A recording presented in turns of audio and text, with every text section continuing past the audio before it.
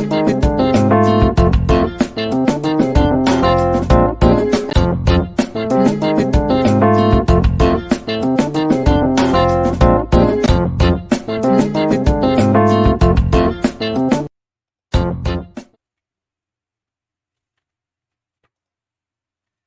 श्री गणेश दोस्तों, welcome to New Diamond Classes. जैसे कि आप लोग जानते हैं कि यहाँ पे डेली आपकी कंप्यूटर की क्लास लगती है। ठीक है दोस्तों, मैं करण खरे आपका एक बार फिर से स्वागत करता हूँ आपकी कंप्यूटर की क्लास में, जिसका आज लेक्चर 14 है। ठीक है दोस्तों, इससे पहले के लेक्चर अगर आप लोगों ने नहीं देखे हैं तो डिस्क्रिप्शन में आपको कंप्यूटर फॉर ऑल एग्जाम के नाम से प्लेलिस्ट मिलेगी। आप उस प्लेलिस्ट को 1 से लेकर 13 तक के लेक्चर सारे वहां से देख सकते हैं। ठीक है दोस्तों, ये आपके सारे प्रीवियस ईयर पेपर पे डिपेंड है। ठीक है, ये सारी क्लासेस आपकी प्रीवियस ईयर पेपर में जो भी आपके एग्जाम हुए हैं यहाँ पर अभी तक, वो सारे व्यापम के पेपर यहाँ पर लिए गए हैं और आपको कराए जा रहे हैं। तो आज का जो कौन सा पेपर है यहाँ पर हम देखते हैं बिना टाइम गवाए। चलिए आगे बढ़ने से पहले आप लोग एक बार वीडियो को लाइक कर दीजिए और शेयर कर दीजिए फटाफट। ये आज जो आपका पेपर है ये आपका ग्रुप 4 का पेपर है। ठीक है, आप लोगों को जैसे पता है अभी ग्रुप 4 के पेपर चल रहे हैं, यहाँ पर हम लोग ग्रुप 4 के पेपर कर रहे हैं। ठीक है दोस्तों, तो ये हमारा ग्रुप 4 का पेपर है जो कि 2018 में इसकी वैकेंसी आई थी। 30 जुलाई का ये एग्जाम है आप लोग। चलिए आज आपको देखेंगे, आज के जो पूरे क्वेश्चन हैं आपको पूरे रिपीट मिलेंगे, यानी कि आपसे 100% ये पेपर बनने वाला है। ठीक है, जो डेली क्लासेस अगर ले रहे हैं, ठीक है, डेली अगर क्लासेस ले रहे हैं तो उनसे ये पूरा पेपर बनने वाला है। तो चलिए पहले प्रश्न की तरफ चलते हैं हम लोग बिना टाइम गवाए। हमारा जो पहला प्रश्न यहाँ पे कह रहा है यहाँ पर कि MS वर्ड 2007 में आप एरो, ठीक है, एरो की बात कर रहा है, एरो की, ठीक है, एरो की कर्सर को निम्नलिखित में से किस दिशा में ले जा सकते हैं। ठीक है, अप एरो की बात कर रहा है यहाँ पे कि अप, ठीक है, एरो की बात कर रहा है ये। ठीक है, जो आपकी ऐसी की होती है उसको आप क्या कर सकते हैं, निम्नलिखित में से किस दिशा में ले आ सकते हैं। तो आपको पता है आप एरो की वो खुद ही कह रहा है ऊपर की ओर ले जा सकते हैं, आप ध्यान रखिएगा। सी ऑप्शन यहाँ पर बिल्कुल सही जवाब है। चलिए देखिए आपको कौन सी कीज की बात कर रहा है। ये जो की आप देख रहे होंगे, ठीक है, जो गेमिंग वगैरह खेलते होंगे उनको बहुत ध्यान होगा, या कंप्यूटर आप डेली बेसिस पे यूज करते होंगे। तो ये कीज होते हैं, जैसे डाउन की होता है, ये लेफ्ट राइट की होता है, ये लेफ्ट की होता है, ये अप की होता है। इस कीज की बात कर रहा है। इस की में जो कर्सर को आप निम्नलिखित में किस दिशा में ले आ सकते हैं, सिर्फ ऊपर की दिशा में ले आ सकते हैं। ठीक है, चलिए नेक्स्ट प्रश्न की तरफ चलते हैं। वीडियो को लाइक करते और शेयर करते चलेंगे। चलिए कीबोर्ड, स्कैनर और माइक्रोफोन, इसको ध्यान रखिएगा, इंपॉर्टेंट है। ठीक है, इंपॉर्टेंट है। माइक्रोफोन इसके उदाहरण है। ठीक है, तो किसके उदाहरण है तो ध्यान रखिएगा, ये सब आपके इनपुट डिवाइस के उदाहरण है। ठीक है, ये आपके क्या होते हैं, इनपुट डिवाइस होते हैं। बी ऑप्शन यहाँ पर बिल्कुल सही जवाब है। तो माइक्रोफोन भी आपका क्या हुआ, एक इनपुट डिवाइस है। कीबोर्ड और स्कैनर का तो हमें पता ही है, माइक्रोफोन भी आपका एक आपका इनपुट डिवाइस है। ठीक है, और स्पीकर जो आपके होते हैं वो आउटपुट डिवाइस होते हैं। चलिए यहाँ पर नया प्रश्न आ गया है। MS वर्ड 2007 में एक नए पैराग्राफ शुरू करने के लिए हमें डैश की को, ठीक है, की को दबाना होगा। ठीक है, आपने कोई पैराग्राफ लिखा है, अब आपको नए पैराग्राफ से शुरू करना है, तो आप यहाँ पर है तो आप एंटर दबाएंगे। ठीक है, एंटर आप प्रेस करेंगे, डी ऑप्शन यहाँ पर, तो आप नए पैराग्राफ को शुरू कर सकते हैं। ठीक है, ध्यान रखिएगा आप लोग, डिलीट का आपको फंक्शन पता है। एंड और होम की का मैंने बताया, जैसे कि आप कौन सा पैराग्राफ लिख रहे हैं, अगर होम की दबाएंगे आपका कर्सर यहाँ पर है तो वो यहाँ पर आ जाएगा। ठीक है, और अगर कहीं आप कहीं पे भी है और एंड की दबाएंगे तो आपका कर्सर एंड पे आ जाएगा। ठीक है, जो भी आप पैराग्राफ लिख रहे हैं। तो नए पैराग्राफ की बात कर रहा था, तो इस हिसाब से हमें एंटर दबाना पड़ेगा। चलिए आगे बढ़ते हैं नए प्रश्न की तरफ। हम लोग आपसे पूछा जा रहा है MS वर्ड में यहाँ पर सुपरस्क्रिप्ट, आउटलाइन और, ठीक है, स्ट्राइक थ्रू को डैश कहा जाता है। ठीक है, डैश कहा जाता है। तो देखिए ये आप लोगों को मैंने डेली क्लासेस अगर ले रहे होंगे आप लोग, तो ये सारी सुपरस्क्रिप्ट कहाँ होता है, आउटलाइन कहाँ, देखिए स्ट्राइक थ्रू कहाँ पर होता है, ये सारी चीजें मैं आपको बता चुका हूँ। ठीक है, चलिए यहाँ पर आप लोगों का जो आंसर होगा यहाँ पर आपका बी ऑप्शन यहाँ पर बिल्कुल सही जवाब है। यहाँ पे फॉन्ट इफेक्ट्स यहाँ पर बिल्कुल सही जवाब है। बी ऑप्शन यहाँ पर बिल्कुल सही जवाब है। देखिए सुपरस्क्रिप्ट का आपको पता है x⁻2 लिखेंगे, ये 2 जो होता है ऊपर लिखा था ये सुपरस्क्रिप्ट फंक्शन होता है। स्ट्राइक थ्रू का मैंने बताया था ABC जो कटे हुए फॉर्म में लिखा रहते हैं। ठीक है, ये सारी चीजें मैं आपको बता चुका हूँ, प्रीवियस क्लासेस बिल्कुल देखे यहाँ पर। चलिए नेक्स्ट प्रश्न की तरफ चलते हैं। MS Excel 2007 में ये क्वेश्चन पूरा टाइम खराब करने के लिए दिया हुआ है। ठीक है, ठीक है, एक्सेल में आपने आपसे एक सीमा तक बुद्धिमानी भार ठीक है, भरा निर्णय ले सकता है। ठीक है, एमएक्स एक्सेल जो अपने आप में एक सीमा तक बुद्धिमानी भरा निर्णय ले सकता है और ये निर्धारित कर सकता है कि एक सेल की कौन सी रो, ठीक है, या कॉलम को स्मार्ट यानी कि जोड़ना है। इस फीचर को डैश कहा जाता है। ठीक है, एक फीचर ऐसा होता है, ऑटोमेटिक फंक्शन होता है, यानी कि ऑटोमेटिक ऑटो सम होता है, जिसे सी ऑप्शन कहा जाता है। ठीक है, सी ऑप्शन यहाँ पे कहा जा रहा है, वो खुद से ये निर्धारित कर लेता है सारी चीजें, ऑटो सम उसे कहा जाता है, ध्यान रखिएगा। चलिए, यहाँ पे जोड़ने का काम वो कर सकता है। चलिए, ये आपका कहां पर होता है, ये आपके होम टैब में उपस्थित होता है, ध्यान रखिएगा। ऑटो सम का विकल्प आपका आपके होम टैब में होता है। चलिए, नया प्रश्न आ गया है, एमएक्स एक्सेल 2010 में यहाँ पे फॉर्मूला दर्ज करने के लिए डैश यहाँ पे प्रतीक दर्ज किया जाना चाहिए। देखिए, मैंने आपको बताया था फॉर्मूला का सेक्शन कहाँ होता है, प्रीवियस वीडियो में एमएक्स एक्सेल में मैंने आपको बताया था। अब ये पूछ रहा है कि फॉर्मूला लिखने से पहले उसको कौन सा चिन्ह लगाना अनिवार्य होता है, जरूरी होता है। ठीक है, तो आपको इक्वल टू लगाना होता है, जो कि हमारा ए ऑप्शन है। ठीक है, ए ऑप्शन यहाँ पर बिल्कुल सही जवाब है। यहाँ पर जैसे मैंने आपको एक फॉर्मूला बताया था, डेट का फॉर्मूला बताया था। ठीक है, डेट का फॉर्मूला मैंने क्या बताया था आपको, इक्वल टू लगा के आपको टुडे लिखना है। ठीक है, आपको टुडे लिखना है और फिर आपको ऐसा करके ये ब्रैकेट ओपन और क्लोज करना है और एंटर प्रेस कर देना है, तो आपकी आज की डेट लिखा जाती है उस पर। चलिए, आगे बढ़ते हैं। यहाँ पर इक्वल टू में हमने शुरू में लगाया, देखिए। चलिए, यहाँ पे नया प्रश्न, एमएक्स एक्सेल 2010 में सेल्स डैश को होल्ड करती है। ठीक है, डैश को होल्ड करती है, सेल्स जो होती है वो किसको होल्ड करती है, ये आपको बताना है। तो ध्यान रखिएगा, उपरोक्त सभी यहाँ पे फॉर्मूले को भी होल्ड कर ले, सेल फॉर्मूले को भी, लेवल को भी और सिंगल वैल्यूज को भी होल्ड कर सकती है। डी ऑप्शन यहाँ पर बिल्कुल सही जवाब है। ठीक है, आगे बढ़ते हैं नेक्स्ट प्रश्न की तरफ। ये सारे क्वेश्चन हम कर चुके हैं, बस लैंग्वेज का हेर फेर है यहाँ पर।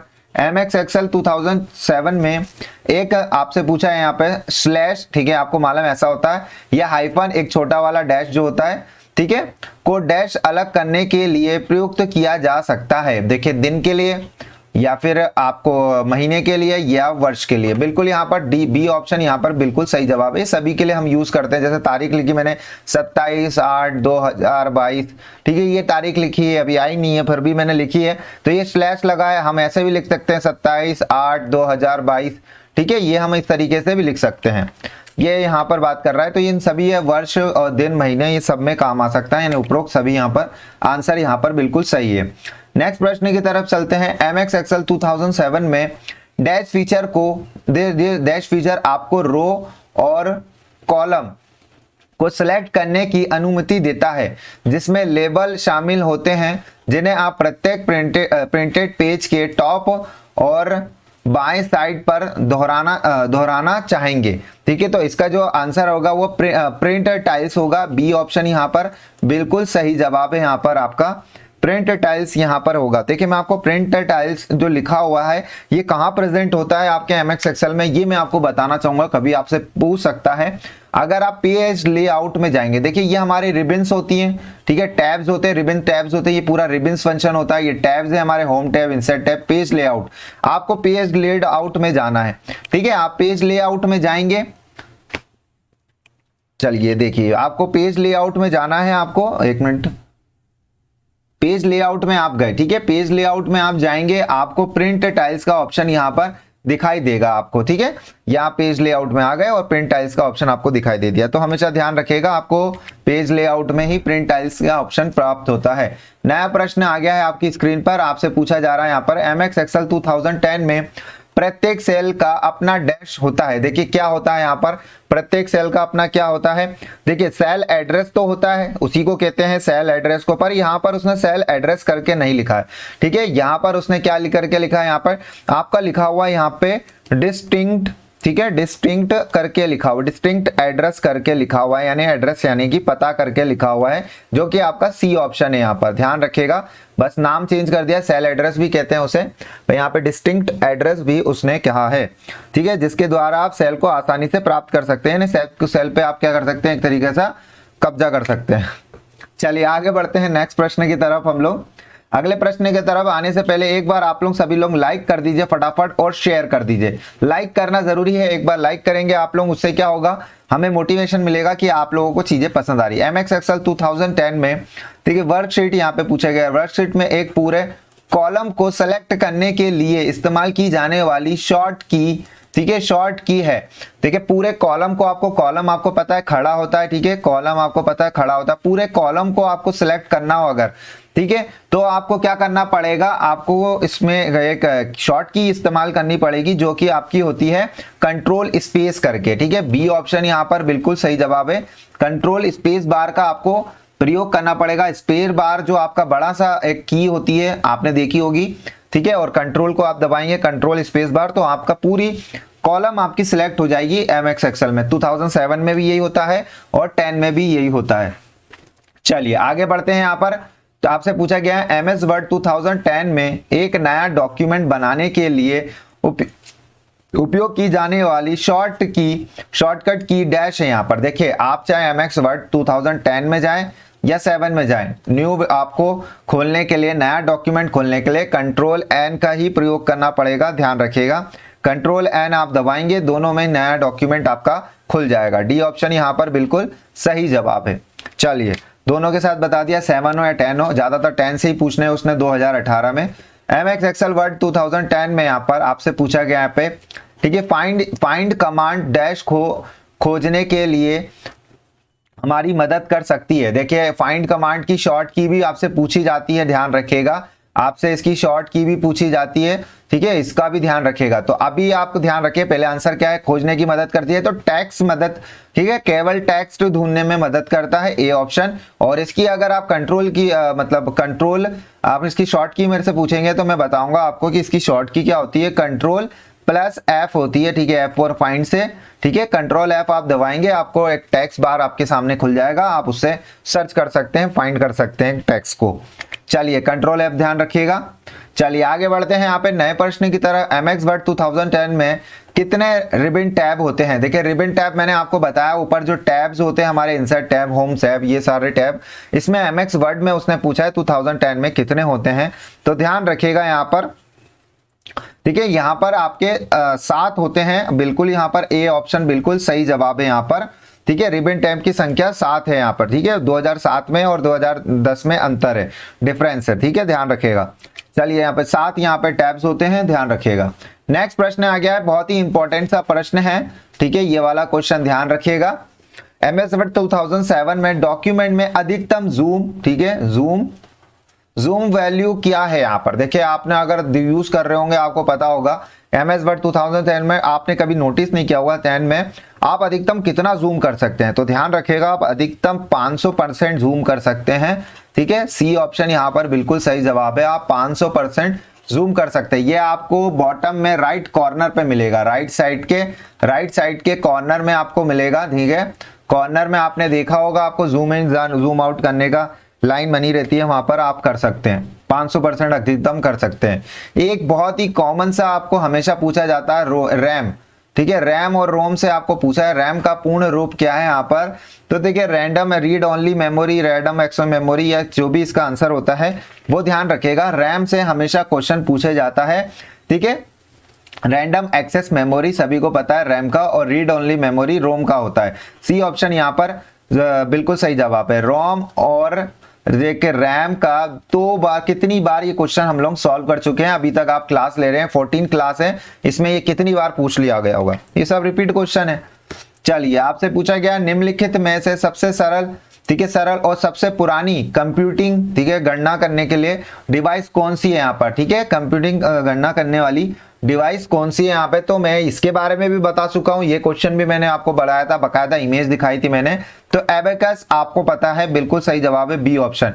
ये किस तरीके से होता है, ऐसे आपके बच्चे होते हैं, उनको ऐसे डंडी से बनी रहती है और ऐसे गोले गोले से ऐसे काउंटिंग के लिए बने रहते हैं उसके अंदर, ठीक है, ये वाला डिवाइस ये होता है यहाँ पर, ध्यान रखिएगा, ये एबेकस इसको कहा जाता है। मैंने पिछली बार वीडियो में लिया था, बहुत ही बढ़िया तरीके से आपको इमेज दिखाई थी। आगे बढ़ने से पहले अगर आप लोगों को ध्यान रखिएगा, ऐसी है आपकी एमपीजीके की क्लासेस भी चल रही है दोस्तों। अगर आप एमपीजीके की क्लासेस ज्वाइन करना चाहते हैं तो डिस्क्रिप्शन में आपको प्लेलिस्ट मिलेगी, ठीक है। आपको भौगोलिक स्थिति और प्रकृति भाग के वीडियोस मिलेंगे, प्लेलिस्ट मिलेगी, जिसमें अभी हमारे ये क्लासेस टॉपिक वाइज है।